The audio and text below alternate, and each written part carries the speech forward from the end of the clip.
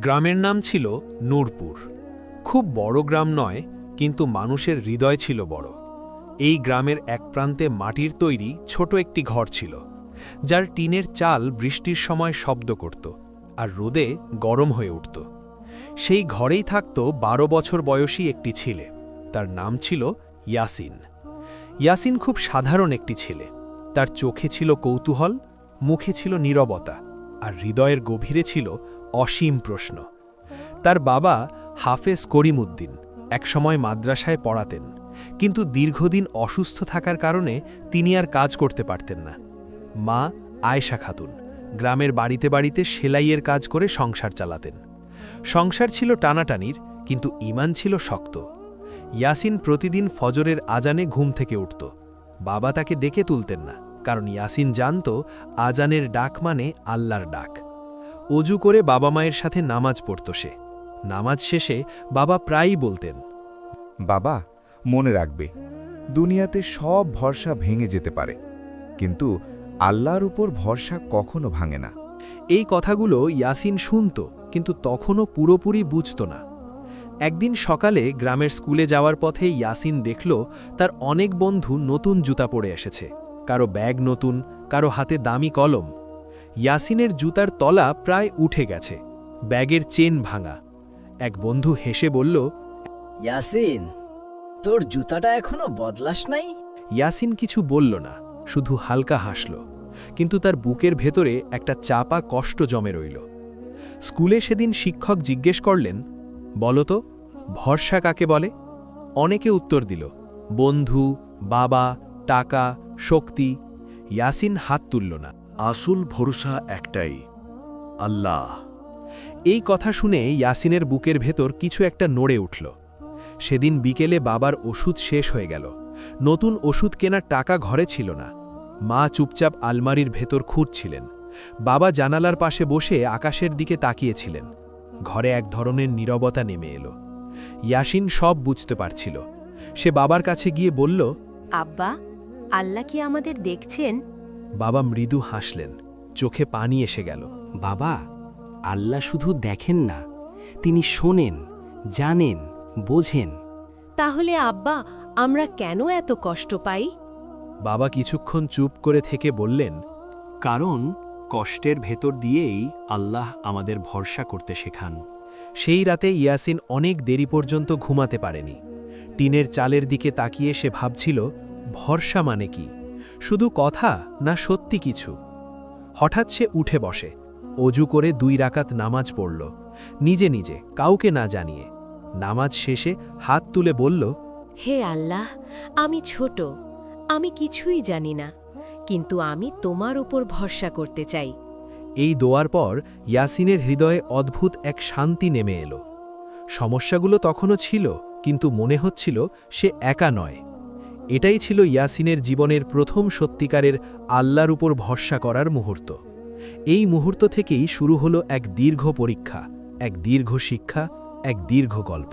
ইয়াসিনের সেই রাতের দোয়ার পর দিনগুলো আগের মতোই চলছিল, কিন্তু তার ভেতরের দৃষ্টিভঙ্গি ধীরে ধীরে বদলাতে শুরু করল। আগে সে শুধু অভাব দেখত, এখন সে প্রতিটি ঘটনার পেছনে আল্লাহর ইশারা খোঁজার চেষ্টা করত। যদিও সে তখনও পুরোপুরি বুঝে উঠতে পারেনি ভরসা করা মানে শুধু দোয়া করা নয়, বরং ধৈর্য ধরে অপেক্ষা করাও। পরদিন সকালে বাবা হাফেজ করিমউদ্দিনের শরীর আগের চেয়ে বেশি খারাপ লাগছিল। কাশি বেড়েছে, শ্বাস নিতে কষ্ট হচ্ছে। মা বারবার বাবার কপালে হাত বুলিয়ে দিচ্ছিলেন, কিন্তু তার চোখের কোণে জমে থাকা দুশ্চিন্তা লুকানো যাচ্ছিল না।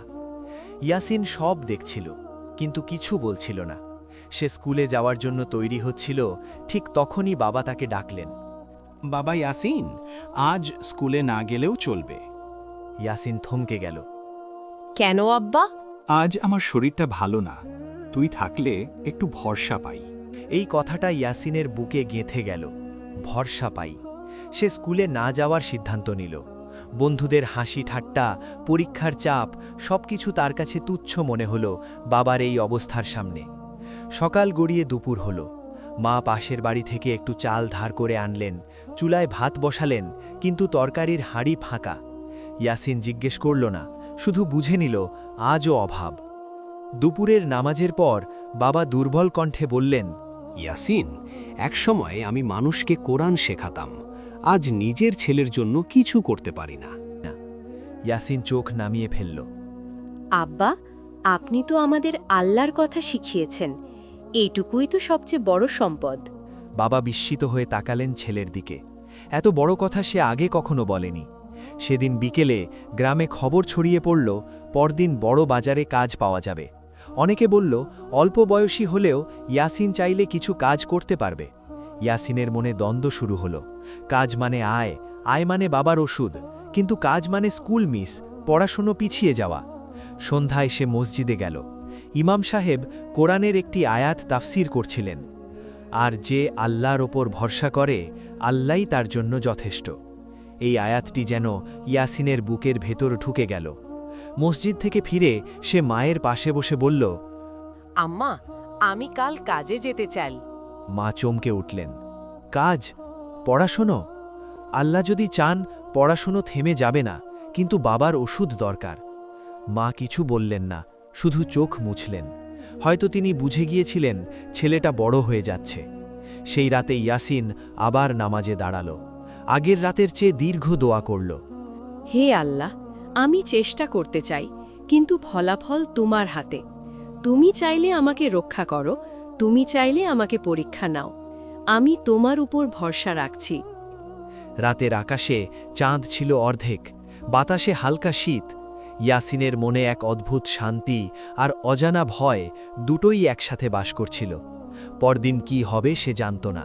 কাজ পাবে কি না, টাকা আসবে কি না, বাবার শরীর ভালো হবে কি না, কিছুই নিশ্চিত ছিল না।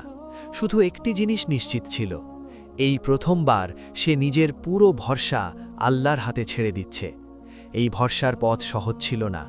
সামনে ছিল আরও কঠিন পরীক্ষা, আরও গভীর বিশ্বাসের লড়াই। ভোরের আকাশ তখনও পুরোপুরি আলোয় ভরে ওঠেনি। মসজিদের ফজরের আজান শেষ হয়েছে কিছুক্ষণ আগে। ইয়াসিন নীরবে ঘর থেকে বেরিয়ে পড়ল। তার হাতে ছিল পুরনো কাপড়ের একটি ব্যাগ, ভেতরে কিছু শুকনো রুটি আর পানির বোতল। মা দরজার পাশে দাঁড়িয়েছিলেন, চোখে ছিল দুশ্চিন্তা, কিন্তু মুখে কোনো বাধা নেই। সাবধানে থাকিস বাবা, শুধু এটুকুই বলেছিলেন তিনি। ইয়াসিন মাথা নাড়ল, কিছু বলতে চেয়েও বলল না, কারণ সে জানত আজকের দিনটা কথা নয়, ধৈর্যের। বড় বাজারে পৌঁছাতে প্রায় 2 ঘন্টা লেগে গেল। রাস্তায় তার মতো আরও অনেক কিশোর যুবক। সবাই কাজের আশায় এসেছে। কেউ ইট তুলবে, কেউ মাল নামাবে, কেউ দোকানে ঝাড়ু দেবে। সূর্য উঠতে উঠতে ভিড় বেড়ে গেল, কিন্তু কাজের সংখ্যা কম। একজন বড় লোক জোরে জোরে বলছিল, শক্ত হাত চাই, দুর্বলদের দরকার নাই। ইয়াসিন নিজের হাতের দিকে তাকালো। হাত শক্ত ছিল না, কিন্তু মন শক্ত ছিল, এটা সে জানত। সে একের পর এক লোকের কাছে গেল। কেউ বয়স দেখে ফিরিয়ে দিল, কেউ কথা বলার আগেই মুখ ঘুরিয়ে নিল। ঘণ্টার পর ঘণ্টা কেটে গেল। রোদ তীব্র হল, পা ব্যথা করতে লাগল। শুকনো রুটির দিকে তাকিয়েও খেতে ইচ্ছা করল না। মনে মনে সে বলল, হে আল্লাহ, আমি তো তোমার উপর ভরসা করেছিলাম। এই প্রথমবার তার মনে হালকা প্রশ্ন এলো, ভরসা কি ভুল ছিল? দুপুরের দিকে এক দোকানের সামনে বসে সে ক্লান্ত চোখে আকাশের দিকে তাকালো। হঠাৎ পাশ থেকে একজন বৃদ্ধ লোক এসে বললেন, বাবা, কিছু কাজ খুঁজছিস? ইয়াসিন উঠে দাঁড়াল। জি চাচা। বৃদ্ধ লোকটি তার মুখের দিকে তাকিয়ে একটু হাসলেন। আমার দোকানে একজন দরকার ছিল, কাজ বেশি না, কিন্তু মন ভালো চাই। ইয়াসিন কোনো কথা না বলে মাথা নাড়ল। সেই মুহূর্তে তার চোখ ভিজে উঠেছিল, কিন্তু সে কাঁদিনি। কাজ শুরু হলো। ঝাড়ু দেওয়া, মাল গুছিয়ে রাখা, মাঝে মাঝে চা এনে দেওয়া। কাজ ছোট কিন্তু সম্মানজনক। সন্ধ্যায় বৃদ্ধ লোকটি তার হাতে কিছু টাকা দিলেন। টাকাগুলো হাতে নিয়ে ইয়াসিন কিছুক্ষণ চুপ করে রইল। এই টাকা তার কাছে শুধু অর্থ নয়, এটা ছিল আল্লাহর জবাব। ফেরার পথে হঠাৎ এক ঘটনা ঘটল। রাস্তার পাশে এক লোক চিৎকার করছে, তার ছোট ছেলে হারিয়ে গেছে। সবাই ছুটোছুটি করছে, ইয়াসিনও থামল। কিছুক্ষণ খোঁজাখুঁজির পর সে এক কোনায় বসে থাকা ভীত ছোট ছেলেটিকে দেখতে পেল। ছেলেটিকে বাবার কাছে পৌঁছে দিলে লোকটি কাঁদতে কাঁদতে বলল, আল্লাহ তোকে পাঠিয়েছে বাবা। লোকটি জোর করে আরও কিছু টাকা দিতে চাইল। ইয়াসিন নিল না। চাচা, দোয়া করবেন, শুধু এটুকুই বলল। সন্ধ্যায় বাড়ি ফিরে সে মায়ের হাতে টাকা দিল। মা কিছুক্ষণ কথা বলতে পারলেন না, শুধু মাথায় হাত বুলিয়ে দিলেন। বাবা দুর্বল কণ্ঠে বললেন, বাবা, আজ আল্লাহ আমাদের দেখিয়ে দিলেন ভরসা কখনো খালি হাতে ফেরায় না। কিন্তু সেদিন রাতেই বাবার শ্বাসকষ্ট বেড়ে গেল। টাকা থাকা সত্ত্বেও গ্রামের ডাক্তার বললেন এই রোগ তার ক্ষমতার বাইরে। ইয়াসিন আবার সেই প্রশ্নের মুখোমুখি হল। ভরসা করার পরও কেন বিপদ বাড়ে? রাতের গভীরে সে নামাজে দাঁড়াল। এবার তার চোখ দিয়ে অশ্রু ঝরছিল। হে আল্লাহ, তুমি যদি আমাকে পরীক্ষা নাও, আমাকে ভেঙে দিও না। আমি এখনও তোমার উপরই ভরসা রাখছি। এই দোয়ার পরও সমস্যার সমাধান হল না, কিন্তু ইয়াসিনের মন ভেঙে গেল না, কারণ সে বুঝতে শুরু করেছে আল্লাহর সাহায্য সবসময় চোখে দেখা যায় না, কিন্তু তা ঠিক সময়েই পৌঁছে যায়। এই ধাপেই ইয়াসিন প্রথম শিখল ভরসা মানে শুধু পাওয়া নয়, ভরসা মানে হারানোর মাঝেও আল্লাহকে ছেড়ে না যাওয়া। রাতটা ছিল অস্বাভাবিকভাবে দীর্ঘ, যেন সময় থেমে গেছে। বাবার শ্বাসকষ্ট বেড়ে যাওয়ার পর ঘরের ভেতর একটা চাপা আতঙ্ক ছড়িয়ে পড়েছিল। কেরোসিন বাতির আলো কাঁপছিল, ঠিক বাবার বুকের ওঠানামার মতো। মা বারবার বাবার কপালে হাত বুলিয়ে দিচ্ছিলেন আর ফিসফিস করে দোয়া পড়ছিলেন। ইয়াসিন এক কোণে বসেছিল। তার ভেতরে তখন দুইটা অনুভূতি যুদ্ধ করছিল, ভয় আর ভরসা। ভয় বলছিল যদি কিছু হয়ে যায়, ভরসা বলছিল আল্লাহ আছেন। গ্রামের একজন বয়স্ক মানুষ বললেন, শহরের হাসপাতালে নিলে হয়তো কিছু করা যাবে। কিন্তু শহর অনেক দূরে, আর রাতের বেলা যাওয়া প্রায় অসম্ভব। টাকা থাকলেও বাহনের ব্যবস্থা নেই। ইয়াসিন সেই মুহূর্তে প্রথমবার অনুভব করল অসহায়তা কাকে বলে। মা তার দিকে তাকিয়ে বললেন, বাবা, কিছু একটা কর। এই কথাটা কোনো নির্দেশ ছিল না, ছিল ভরসার ভার। ইয়াসিন বাইরে বেরিয়ে আকাশের দিকে তাকালো। তারা ঢাকা আকাশ। সে গভীর শ্বাস নিল। তার মনে পড়ল বাবার কথা, আল্লাহর উপর ভরসা কখনো ভাঙে না। সে মসজিদের দিকে দৌড়াল। মসজিদ অন্ধকার, কিন্তু দরজা খোলা। ভেতরে ঢুকে সে সেজদায় লুটিয়ে পড়ল।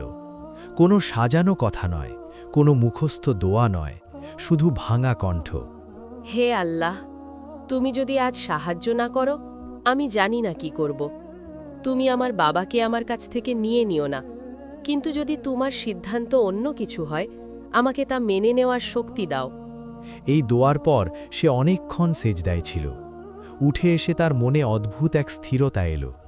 সমস্যা তখনও একই, কিন্তু ভেতরের ঝড় থেমে গেল। হঠাৎ বাইরে কোলাহল।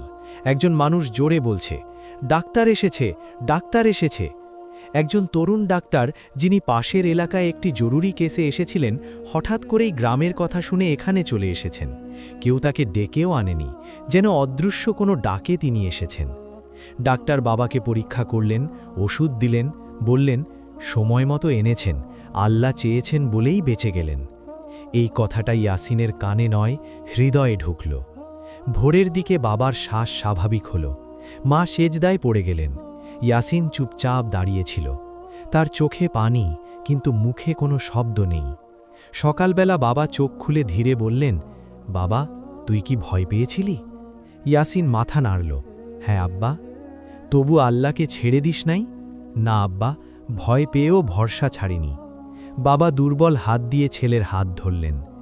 এইটাই আসল ঈমান।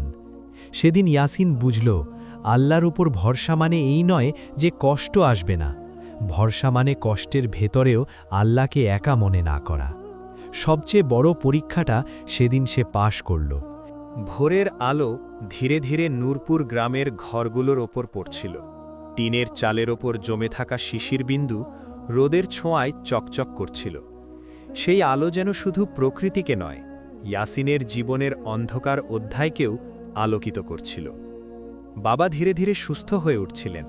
পুরোপুরি নয়, কিন্তু আগের মতো ভেঙে পড়া শরীর আর ছিল না। প্রতিদিন ফজরের পর বাবা ইয়াসিনকে পাশে বসিয়ে কোরআন তিলাওয়াত শুনতেন।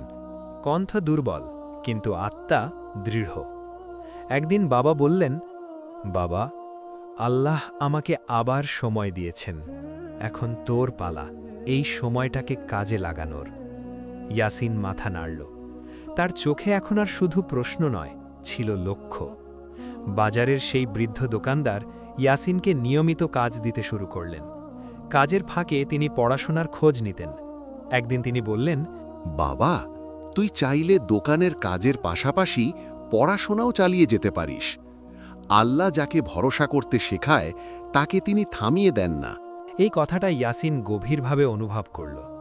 কিছুদিন পর গ্রামের ইমাম সাহেব ইয়াসিনকে ডেকে বললেন, শুনেছি তুই কষ্টের মাঝেও নামাজ আর পড়াশোনা ছাড়িস নাই। মাদ্রাসায় তোর পড়া বিনা খরচে চলবে। মা সেদিন অনেকক্ষণ কেঁদেছিলেন। এই কান্না কষ্টের নয়, শুকরের ছিল। সময় গড়িয়ে গেল, ইয়াসিন বড় হতে লাগল। তার জীবন সহজ হয়ে গেল এ কথা ঠিক নয়। অভাব ছিল, দায়িত্ব ছিল, ক্লান্তিও ছিল। কিন্তু যে জিনিসটা আর কখনো হারায়নি তা হলো আল্লাহর ওপর ভরসা। একদিন ছোট ছেলেনা তাকে জিজ্ঞেস করল, ভাইয়া, ভয় লাগলে কি করো? ইয়াসিন হেসে বলল, ভয় লাগে সবারই, কিন্তু আমি ভয়কে আল্লাহর কাছে দিয়ে দিই। বছর কয়েক পর ইয়াসিন যখন নিজেই শিশুদের কোরআন পড়াতে শুরু করল, তখন সে প্রথম দিনের কথা মনে করত। ছেঁড়া জুতো, ভাঙা ব্যাগ আর সেই রাতের কান্না ভেজা দোয়া। আজ সে বুঝে গেছে, আল্লাহর ওপর ভরসা মানে অলস বসে থাকা নয়। ভরসা মানে চেষ্টা করা, আর ফল আল্লাহর হাতে ছেড়ে দেওয়া। ভরসা মানে যখন সব দরজা বন্ধ মনে হয় তখনও বিশ্বাস রাখা, আল্লাহর দরজা কখনো বন্ধ হয় না।